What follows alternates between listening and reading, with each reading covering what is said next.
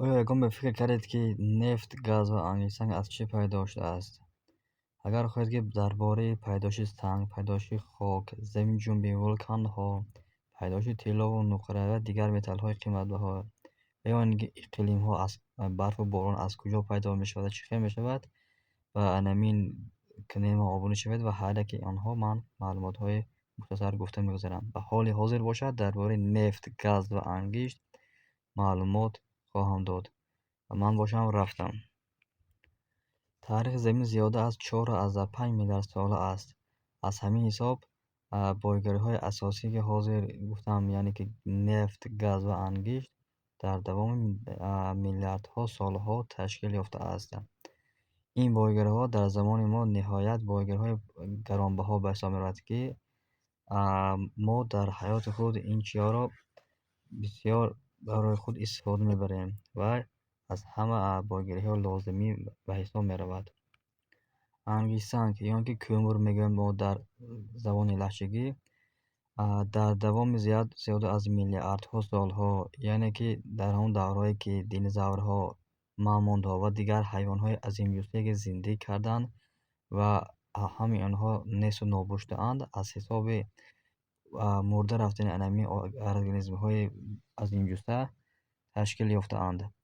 Дар давоми миллионҳо солҳо, яъне ки 500 миллион, 40 миллион солҳо дар баъзе ҷойҳо анамин чизҳо, организмҳо мурда рафтанд ва сӯхта тайёр шуданд, ки дар замони ҳозири мо ангишт, яъне ки ҳамчун кӯмур мо истифода мебарем. Мисол гӯем, агар бисёри анамин конҳои ангиста, ё ин ки кӯмур дар минтақаҳои кӯҳӣ вом мехӯрад.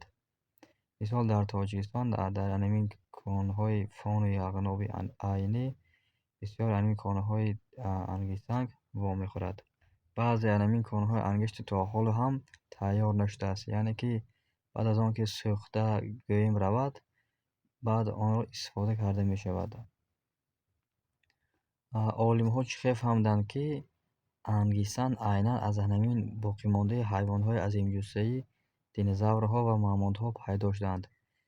Гап зарсани он аст, ки ҳар як ин порчае ки ангиште ки дар микроскоп мегиранд мебинанд, ҳамин гӯё сохти онҳо ва сохти анамин организмҳое ки гӯем ба анамин гӯшту устухонҳои анамин организмҳои мурдарафта хеле ҳам шабоҳат дорад ва аз ҳамин ҳисоб исбот карданд, ки ангистсанг аз боқимондаи анамин ҳайвонҳои азимҷуссие ки дар қадим мурда рафтанд, аз ҳаминҳо пайдо шудааст. Хулоса гӯем, ҳар як чие ки дар ҳаёти мо истифода мебарем, худ аз худ пайдо намешавад ва нест намешавад. Дигар бойгариҳои асосие ки мо ҳозир мегӯем, ин нефт ва газ мебошад, ки дар ҳаёт ва дар ҷаҳон хелам як чиз ки ба мо лозимӣ аст. Газ аз чӣ пайдо шудааст? Газ аз ҳисоби бисёр ба сӯхта рафтани, ё ин ки ба таги хок нест шуда рафтани расстаниҳо, ё ин ки дарахтҳое ки дар қадим буданд ва то ҳоли ҳозир ҳам дар зери хок мондааст. Мисол гӯем, агар дарёи Ому ва Сире ки ҳозир рафта ба баҳри Арал мерезад, дар қадим ин хел набуд. Баръакс, дар баҳри Каспий рафта мерехт ва аз ҳисоби заминҷунбӣ ҷойи худро иваз кард ва ана ҳамун ҷое ки аввале ки буд, аз ҳисоби бисёр гармӣ ва тафсони офтоб, бисёр расстаниҳое ки ё ин ки дарахтҳое ки дар анамин ҷо буд, сӯхта рафтанд ва несту нобуд шуданд ва аз ҳисоби ана ҳамин расстаниву дарахтҳое ки сӯхтаву несту нобуд шуданд, аз ҳамин минтақаҳо нефт ва газ пайдо шуданд, ки ниҳоят як кони бузурги ҷаҳониро ташкил доданд. Ҳоли ҳозир бошад, ин минтақаҳои калони нефту газ дар минтақаҳои Ӯзбекистон ва Туркменистону Қозоқистон ҷойгир ҳастанд, ки ниҳоят як гӯем кони бузурги ҷаҳониро ташкил медиҳанд.